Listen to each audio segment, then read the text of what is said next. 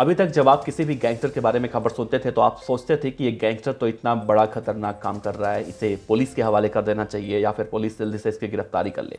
लेकिन आज के इस खबर में जो मैं आपको खबर बताने जा रहा हूँ, जब आप इस खबर को पूरा सुनेंगे देखेंगे तो शायद कहीं ना कहीं आपके अंदर भी होगा कि इस गैंगस्टर ने अगर ऐसा किया है तो कहीं ना कहीं ये बहुत अच्छा काम किया है।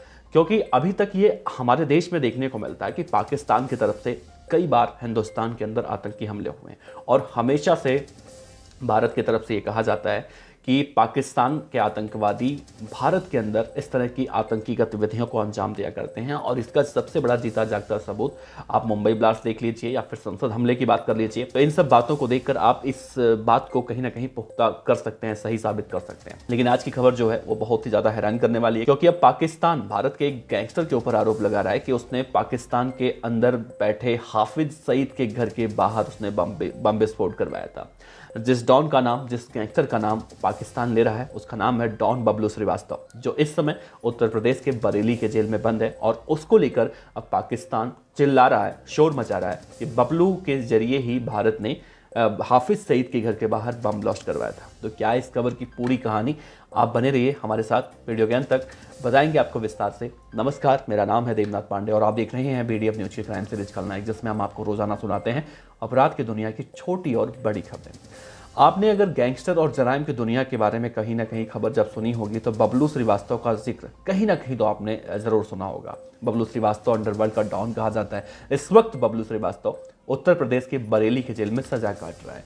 लेकिन उसी बबलू श्रीवास्तव का नाम अब पाकिस्तान में बहुत ही जोरों शोरों से गूंज रहा है और बबलू श्रीवास्तव का नाम लेकर पाकिस्तान दुनिया के सामने रोना रो रहा है और कह रहा है कि बबलू श्रीवास्तव के जरिए आतंकी हाफिज सईद के घर के बाहर ब्लास्ट करवाता है। तो अगर आप खुद सोचिए कि अभी तक जो खबरें आती हैं, चाहे वो सीज फायर का उल्लंघन हो या फिर ड्रोन जो पाकिस्तान के जरिए हिंदुस्तान की सीमा में घुसने की कोशिश की जाती है, संसद हमला हो, मुंबई ब्लास्ट हो या फिर जितने भी इस तरह की आतंकी गतिविधियां आज तक देखने को मिली हैं, सब पाकिस्तान की तरफ से की जाती हैं।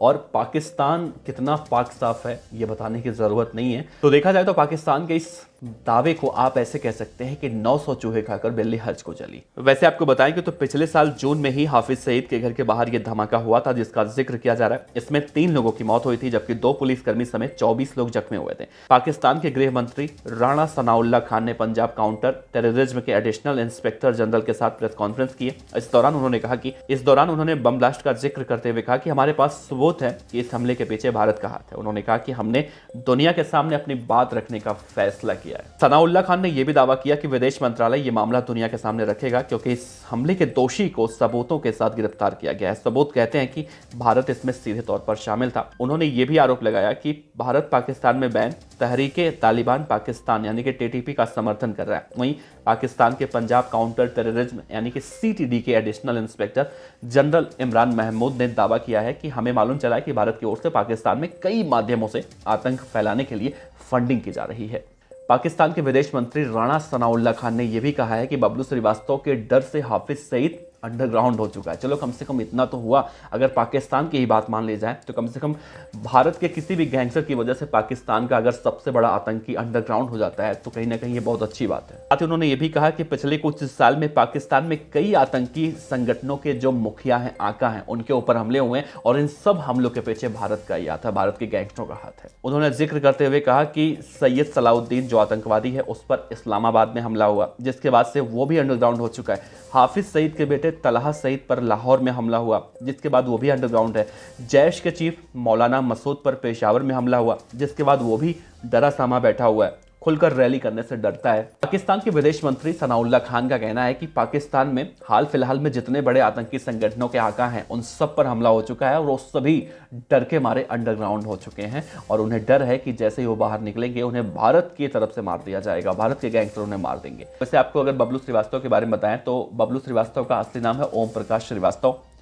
वो मूल रूप से उत्तर प्रदेश के गाजीपुर जिले का रहने वाला है। उसका घर आम घाट कॉलोनी में था। उसके पिता विश्वनाथ प्रताप श्रीवास्तव जीटीआई में प्रिंसिपल थे। बबलू का एक बड़ा भाई भी है जिसका नाम है विकास श्रीवास्तव, जो कि आर्मी में कर्नल बताए जाते हैं। ओम प्रकाश श्रीवास्तव उर्फ बबलू ने एक बार पेशी के दौरान खुद मीडिया के सामने खुलासा किया था कि वो अपने भाई की तरह सेना में ऑफिसर बनना चाहता था या फिर उसे आईएएस अधिकारी बनने की ललक थी। लेकिन उसकी जिंदगी में ऐसी कुछ घटना घटी कॉलेज लाइफ में कि उसकी पूरी जिंदगी बदल गई और वो जराइम की दुनिया में आ गया। बबलू श्रीवास्तव के बारे में कहा जाता है कि वो लखनऊ विश्वविद्यालय में लॉ का स्टूडेंट था। 1982 में छात्र संघ चुनाव के दौरान 2 छात्र गुटों में चुनावी रंजिश हुई, जिसमें किसी ने एक छात्र को चाकू मार दिया था। घायल छात्र का संबंध लखनऊ के माफिया अरुण शंकर शुक्ला उर्फ अन्ना के साथ था। इस मामले में अन्ना ने बबलू श्रीवास्तव को आरोपी बनाकर जेल भिजवा दिया। ये बबलू के खिलाफ उस वक्त हुआ पहला मुकदमा। इसके बाद बबलू के बारे में कहा जाता है कि बबलू माफिया रामगोपाल मिश्रा के संपर्क में आ गया। बबलू यूपी, बिहार और महाराष्ट्र तक अपनी पकड़ बना चुका था। उसने अंडरवर्ल्ड की दुनिया में अपहरण को तरजीह दी। इस धंधे में उसने कई लोगों को मार दी। बबलू श्रीवास्तव के नाम पुलिस ने अपहरण के कई मामले में दर्ज किए। उसने फिरौती के लिए कई लोगों का किडनैप किया। जुर्म की दुनिया में लोग उसे किडनैपिंग किंग कहा करते थे। 1984 से शुरू हुआ बबलू श्रीवास्तव का आपराधिक ग्राफ बहुत तेजी से बढ़ने लगा।